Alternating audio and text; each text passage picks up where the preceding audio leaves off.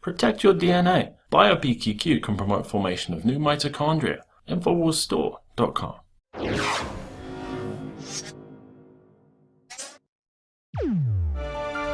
Well, this week it is South by Southwest here in Austin. Austin is on a world stage, so it's a great place for people with an agenda to get their message out there.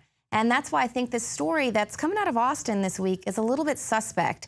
Now, what we're dealing with, someone is posting racist stickers on businesses in East Austin.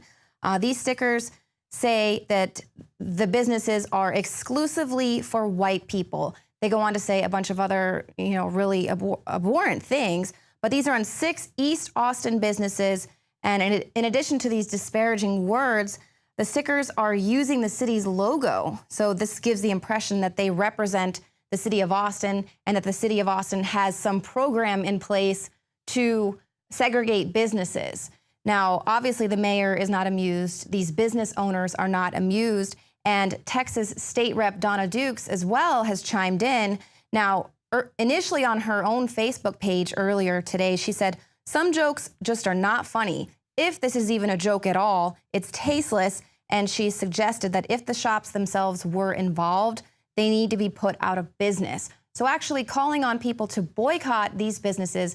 Meanwhile, the business owners had no idea that these stickers were placed on the outside of their business. The stickers were incredibly professional looking. They weren't just someone putting up graffiti or something like that. They were really well done. So I wouldn't be surprised if George Soros paid for these stickers. Now, Dawnna Dukes also went on to say that she's really concerned that these stickers could have been placed there to cause racial tension. You think? This area where these stickers were placed is a rapidly gentrifying part of Austin. So we're already kind of dealing with a lot of racial tension in some of these areas that are being gentrified. But this is clearly not a business owner putting this on their business. And frankly, I don't think it's a racist white person who would put these stickers on these businesses. This is probably more so created by someone who is upset with all the gentrification happening in that neighborhood. Do you think this is the best way to draw attention to a rapidly gentrifying neighborhood? Right now we're hearing all about getting a conversation about race started.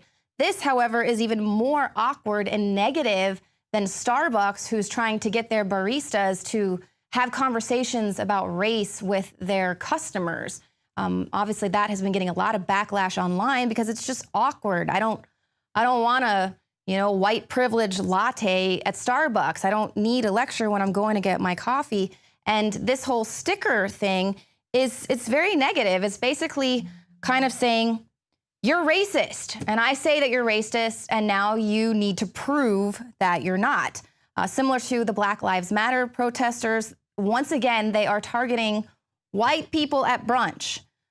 Again, I just don't understand this. Now, this particular group compelled these people who were just sitting there eating brunch to awkwardly raise their hands and show their support for Michael Brown, which why is he the poster child of this movement? Hands up, don't shoot was a lie.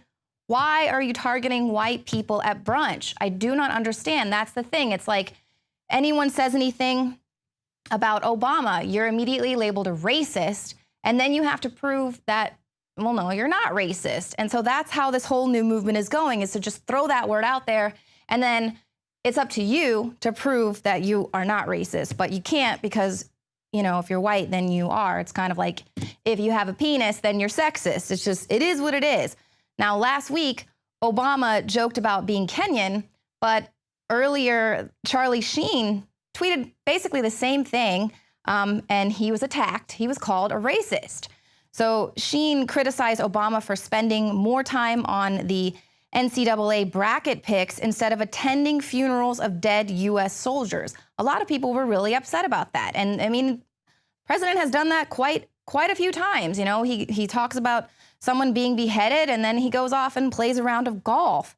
So in this particular tweet, Charlie Sheen called him Barry Soetoro Kenya. Now, that's not racist. That is, what's the most offensive about that tweet is Charlie Sheen's spelling, his abuse of the English language. That is what was so offensive to me. But The fact that he called him Barry Soetoro Kenya, those are facts. President Barack Obama used to be known as Barry Soetoro when he was growing up in Indonesia, and we all know that he has a Kenyan background. You don't have to buy into the whole birther thing or any of that. Those are facts. But if you want to state facts, you're a racist. So obviously labeling everything racist or sexist isn't going to win anything at the end of the day. You're going to, in fact, turn a lot of people off from your movement, which is exactly what we saw happening in Ferguson. The entire country was there in support of these protesters. The entire country was appalled at the militarized police and the way they were treating these protesters. And then immediately you saw the race baiters swoop in and they changed the whole narrative of this movement. And then so it started to marginalize people who are allies of the Black community. And so obviously it's not everyone, it's not all the protesters, but you have these certain groups who are claiming to represent the Black community, and they are fomenting anger and divisiveness. Now, coming up at the end of the show, I'm going to air the full interview that I did with the Huey Newton Gun Club. It took place during South by Southwest this week. You saw the other video. It's gotten nearly 100,000 hits at this point. It was basically just this group chanting about killing cops. Obviously very sensational chanting. People were just outraged. I mean, here they are allowed to peaceably protest because of their First Amendment rights, and they're chanting about killing cops. Now, when I first was interviewing the spokesperson for this Huey E. Newton Gun Club, I was agreeing with a lot of the things that he was saying, talking about the Second Amendment, how Black people have the right to defend themselves, they have the right to bear arms, and that's absolutely true. But then they go and give this very divisive message, this divisive chant about killing cops. So I want you to watch that because it's just another example of where your words and your actions are not matching up, and you are dividing the country rather than joining the liberty movement. We're for you. We want you to exercise your Second Amendment. You do have the right to protect yourself. You do have a right to, to be a part of what this is we're trying to do here. You are America. But that's what this is all about, is dividing us, because we know if we all join hands and we rise together, we're going to be unstoppable. And when they saw that starting to happen with Ferguson, they were like, we can't let that happen. We need to divide these people once again. Now, not to mention the fact that millions of white people voted for the first Black president. Okay, so the country seemed to be a little bit better, racial lines before the president came in office. Now things have really gone off the rails. One thing Obama is saying that can dramatically improve the country is mandatory voting. Now, he says that it would be transformative if everybody voted, saying that it could counteract those big campaign contributions. He went on to laud countries like Australia, which already have compulsory voting, and citizens there, if they fail to vote, they can be fined or even jailed if they don't vote. So this is what they're saying. We just need to make these mandatory. Forcing people to vote, obviously, is not democratic at all. It is authoritarian. Now, in this article, they point out how mandatory voting would work out, of course, for all of those newly licensed people in the country, and of course those who really don't have any idea about politics, but they can be swayed to vote for people simply because of the color of their skin. Now, I spoke with some folks out at South by Southwest, talked to them about, this voting, as well as, what do they think about the president running for a third term? You might be surprised about what some of them said. Hillary has kind of been doing such a bad job. The Democrats don't really have anybody, and Obama is toying with the idea of running for a third term. We want to put out a video that tells him to do it. I already voted for you last year, so I'll vote for you again next time too. Or no, not last year, but last term. Obama, you should run for a third term because we need you. Obama's third term? No. Are you guys lining up to vote for Obama's third term? Is that why everyone's here in line? We need Obama to run for the third term. So I want the whole country to vote for Obama. Are you here voting for Obama's third term? Yes, of course. I honestly think, why not? Obama's the first Black president. Why not be the first person in history to go 3 terms? I don't give a about Obama. I think Obama is going to give it a shot, but is still pretty important. I'm gonna go with he's not gonna get this one done. Obama to run for a third term? Boo! Boo! You forget what state you're in. I don't hate it. It sounds all right to me. But I love America, so that's all that matters. Well, if you love America, then you know the Constitution has a 22nd Amendment, and he can't run for a third term, even though he wants to. I don't care, but I didn't know he wanted to run. I'd say he did a good job, but I just don't think we need to have a president in office.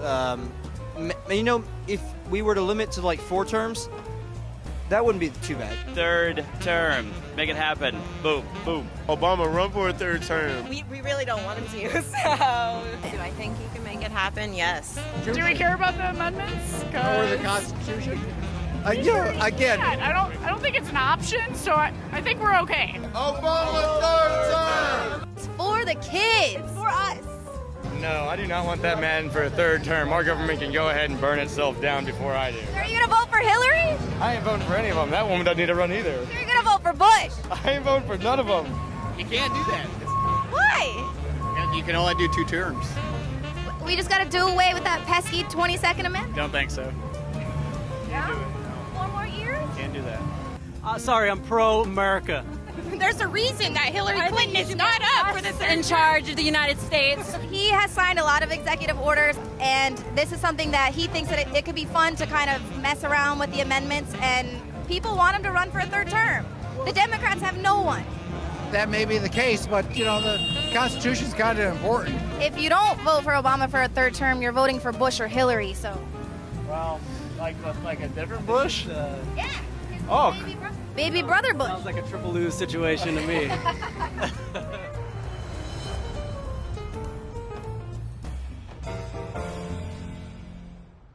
Another major health threat, this one in Toledo, Ohio, where everybody in the entire city has been told not to drink the water. Ohio's governor declaring a state of emergency. Did you know that the average person uses about 80 to 100 gallons of water at home every single day? If there's a water emergency, will you be prepared? Panicked residents forming long lines throughout the day. We're here at a supermarket in Toledo. You can see the shelves empty where water once was. To stay safe and healthy during a crisis, you must have access to safe, clean water. Water which will not be available at your local grocery store. There's a mad dash on right now to stock up on supplies. The ProPure Pro 1 G2.0 water filtration system is a must-have for every modern, independently minded household. Protect your family's safety during an emergency. Go to InfoWarsStore.com today to purchase your ProPure Pro 1 G2.0 water filtration system or call 1-888-253-3139.